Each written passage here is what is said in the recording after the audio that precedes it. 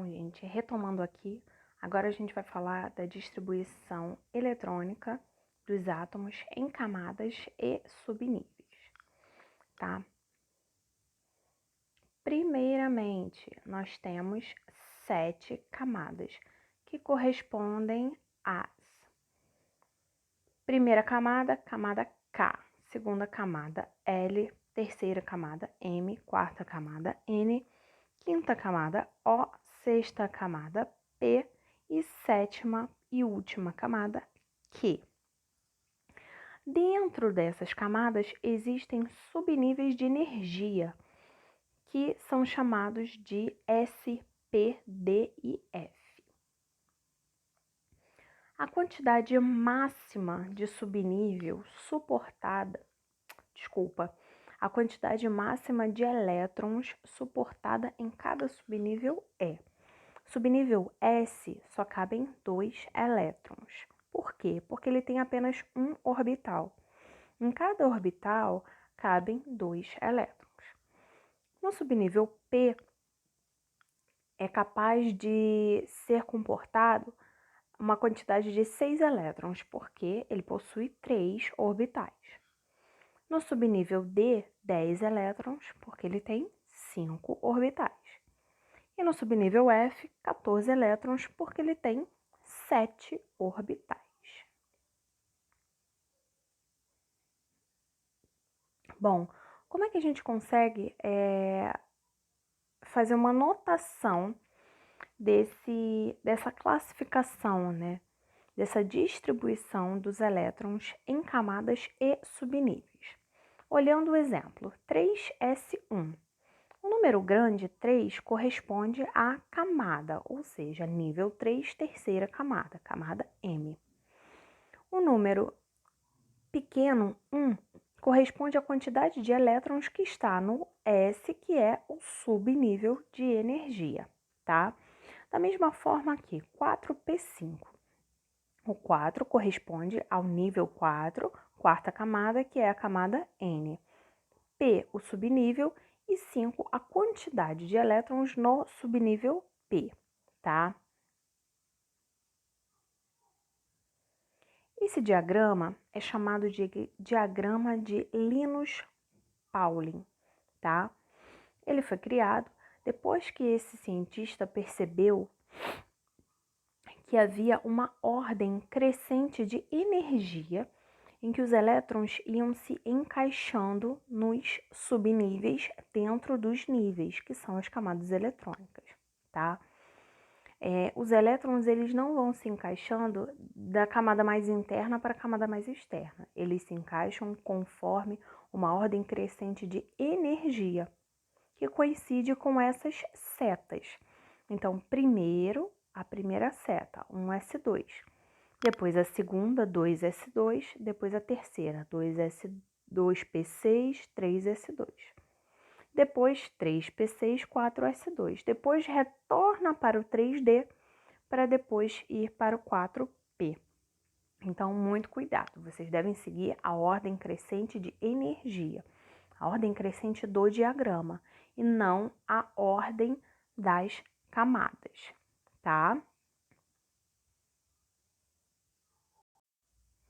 Continuando, na aula 18, como seria uma distribuição eletrônica para um íon, tá? O alumínio, que é o Al, ele tem um número atômico igual a 13. Então, como é que a gente faz? A gente precisa distribuir esses elétrons na ordem crescente de energia, conforme o diagrama de Linus-Pauling, tá? Seguindo a quantidade de elétrons que é necessária para o alumínio, tá? Se ele tem um número atômico 13, no estado fundamental, sem cargas, ele possui 13 elétrons. Então, como é que a gente distribui? Primeiro, 1s2, 2 elétrons, 2s2, 2 elétrons, 2p6, 6 elétrons. Até aí, a gente tem 2 mais 2, 4, mais 6, 10 elétrons. Seguindo, o próximo subnível é o 3s2. E o próximo, 3p, O máximo seriam 6. Porém, até o 3s2 eu tenho uma quantidade de 12 elétrons. Para chegar na quantidade necessária para o alumínio, que são 13, eu preciso de somente mais um elétron. Então, no 3p eu coloco apenas o número 1, porque eu só vou ter mais um elétron ali. A quantidade P6 é a quantidade máxima que aquele subnível é capaz de suportar, não necessariamente a quantidade que ele deverá ter, ok? Bom, quando a gente tem um íon, no caso do íon do alumínio, né? Alumínio é um metal, os metais perdem elétrons. O alumínio, ele perde 3 elétrons. Então, ele vai perder justamente os 3 últimos elétrons da distribuição eletrônica, correspondentes ao 3p1 e ao 3s2, ficando apenas com a distribuição 1s2, 2s2, 2p6, tá ok? Por que isso, gente? Porque é mais confortável que uma espécie, que um átomo, adquira configuração com 8 elétrons na camada de valência. Qual seria a camada de valência? Essa segunda camada aí, 2s2, 2p6. Ela soma 8 elétrons. Isso chama-se regra do octeto, tá? Os átomos, eles tendem a adquirir configuração de gás nobre, ou seja, assumir 8 elétrons na camada de valência para se tornarem estáveis, tá? É como se fosse meta de vida, quero ser um gás nobre, tá bom?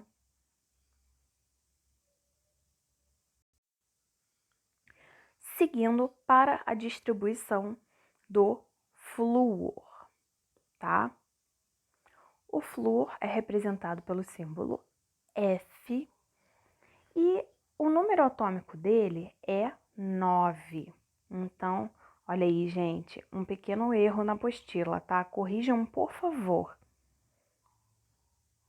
O flúor, ele tem distribuição eletrônica 1s2, 2s2, 2p5. 2p5, gente. Corrijam, por favor, na apostila de vocês. O flúor tem número atômico igual a 9, portanto, a distribuição eletrônica é 1s2, 2s2, 2p5, porque vai somar 2 mais 2, 4, mais 5, 9, tá? E o flúor, ele ele fica com uma carga negativa, então ele gosta de receber elétrons, tá? Ele fica apenas com uma carga negativa, gente, por favor, corrijam isso. O flúor tem apenas uma carga negativa, tá? E ele assume essa distribuição 1s2, 2s2, 2p6. Pela mesma lógica do alumínio, tá? Ele tende a ter configuração de gás nobre na sua camada de valência, o 2p6 e o 2s2. 2 mais 6, 8, tá? Regra do octeto. Porém, por favor, consertem essa distribuição eletrônica. O flúor é 2s2, 2p5. E o íon flúor, o ânion flúor é flúor menos, não tem esse 2 aí na carga, tá bom? Corrijam, por favor. Bom, com isso, vocês podem realizar as atividades das aulas 16, 17 e 18, o em classe e tarefa mínima e tarefa complementar, tá? As dúvidas nós iremos tirar nas nossas aulas ao vivo, que são as nossas aulas de dúvida. Peço que vocês participem, que vocês façam os exercícios da plataforma, tá? Eu vou estar o tempo todo olhando para ver se vocês estão interagindo, se vocês estão participando, tá bom? Então é isso, gente. Um abraço e até a próxima aula.